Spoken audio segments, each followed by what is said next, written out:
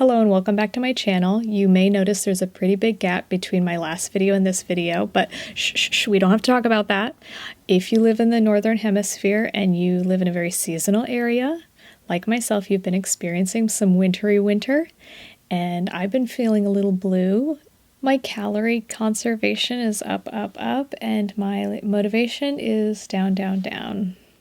Doesn't really matter the reason, but when I'm blue, definitely my vices crop up, and my personal favorite way to cope is by spending money that I definitely shouldn't spend on junk that I absolutely don't need.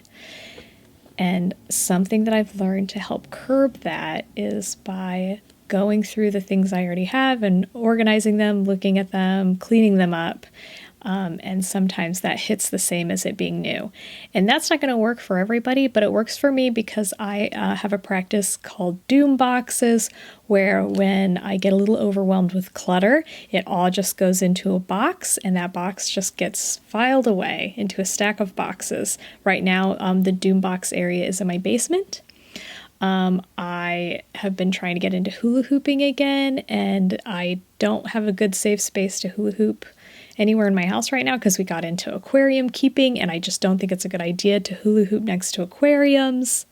So I'm trying to clear out some area in my basement. So I'm going through some of my doom boxes, right? And it's basically like shopping for me because I absolutely forgot everything that is in those boxes. So I am going to create some helpful witchcraft something out of things that I have found while going through a particular doom box. So let's get into this doom box stuff. Intro.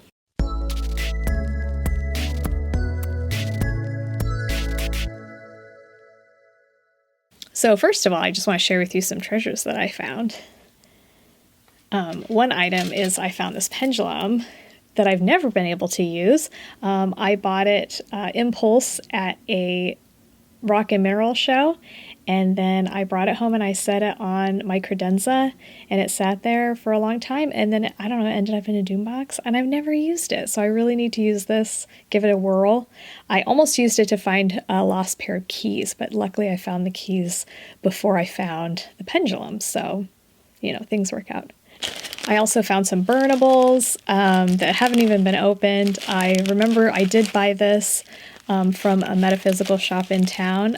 They are kind enough to host my gumball machine that tells tarot fortunes with little tiny gumball-sized tarot cards. And I feel weird going in there and collecting a bunch of quarters and not buying anything, so I bought this. Haven't opened it yet.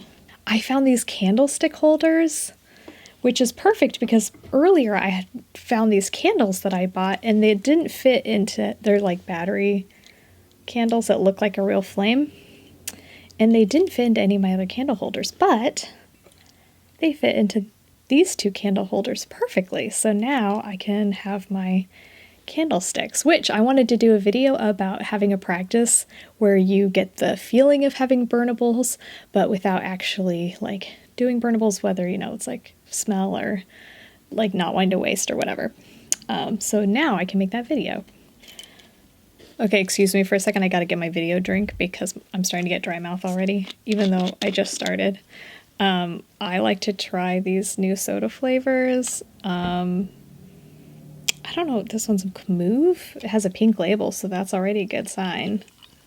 The Dreamland one was that changed my life. I was so sad when they stopped putting that in stores, and then I found out the collaborator for that was, it was Jojo Siwa, and I was like, I don't know anything about you, but you make a good soda.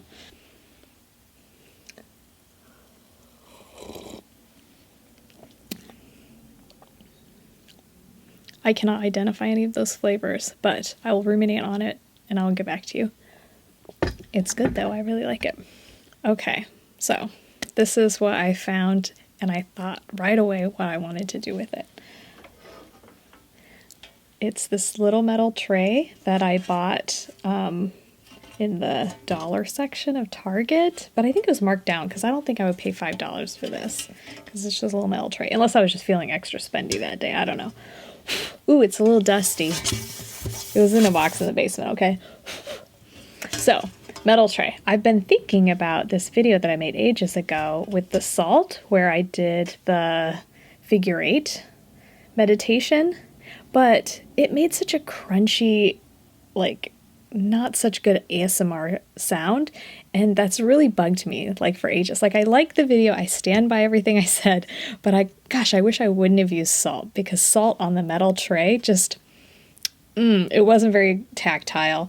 And so I found this jar of just regular old, like I think it's art sand for making those layered art projects.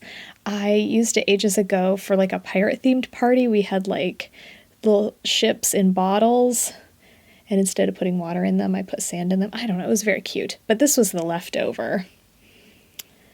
So I thought, oh, hopefully, I don't know, this is probably not enough sand for this tray. And so I thought immediately, I was like, I need to go to the store and get more sand before I can film this video. And then I thought, no, that kind of goes against the whole point of the video. So if there's not enough sand in here, I don't know, we'll just make it work. I guess, I don't know, maybe I'll find a smaller tray. So this is my plan.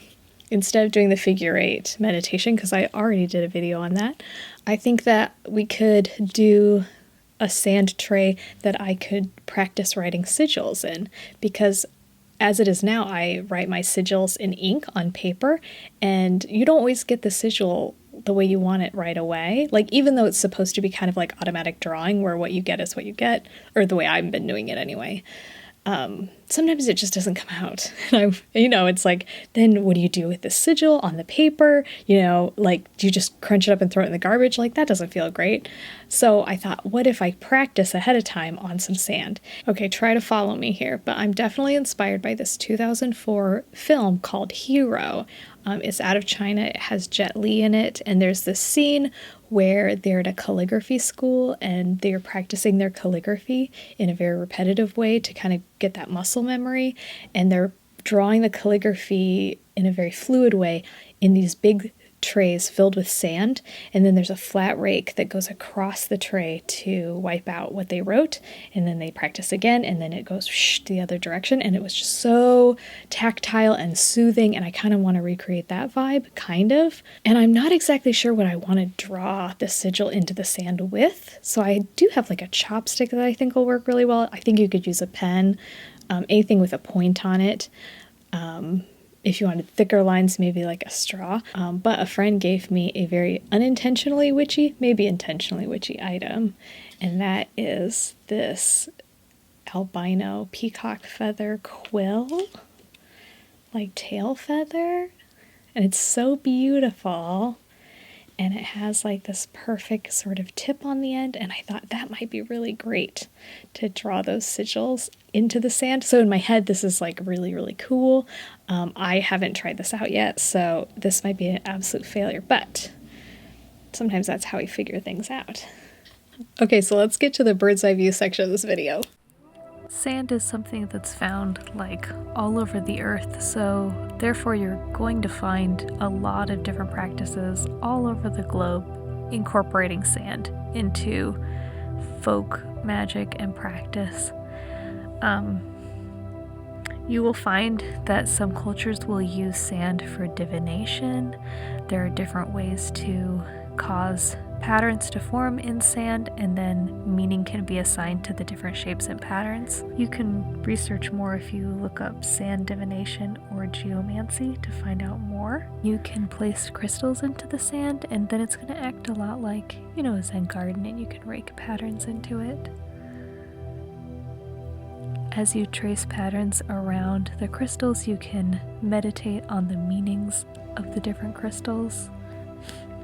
Now, sand is a finite resource, but I wouldn't say it's something that's necessarily in short supply. There are areas that do see sand shortages because it's just in everything that we use. It's in building materials, it's in like circuit boards, like anything that has silica in it, glass, anything like that. So there are actual recycling facilities that grind used glass products into fine sand. So if you wanted to be really eco-friendly with this, you could get recycled glass sand. I feel like this is kind of eco-friendly because it was sand that I had already had on hand, so I didn't go out and buy it for this purpose. The really handy thing is it's like an Etch-a-Sketch. You just give it a little shaky shake and then you can clear it off and start again because you have a new smooth surface.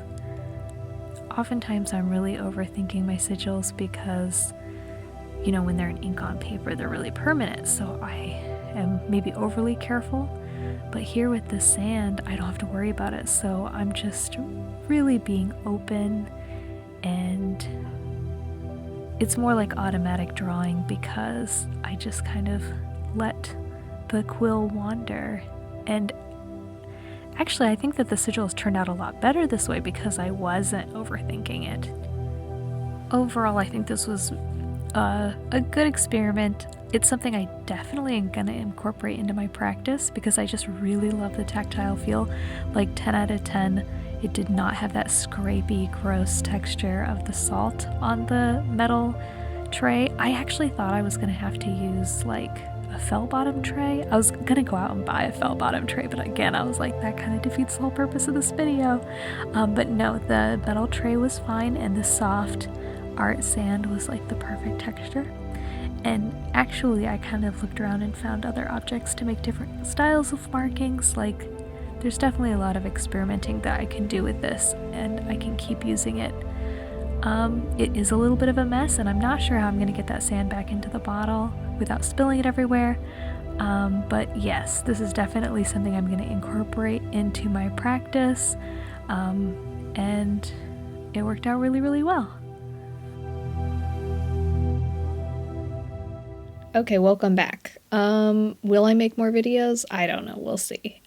Do I get over this funk? Probably. Next month is my birthday month, and it is going to be Pisces energy all over the place, and hopefully I will become creative and be re-energized by the returning sun and the melting ice, and maybe green will start coming back into the world, and usually that kind of turns my ship around.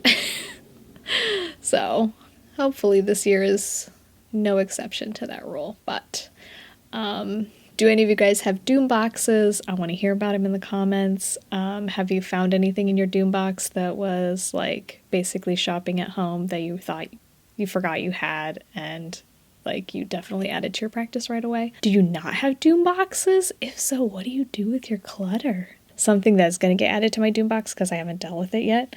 But I've been keeping these jars because our angelfish had babies and we had to feed them baby food that came in these jars, and they're so perfect and beautiful. And so I'm definitely hoarding a whole box of these, and I'm sure I'll do something with them.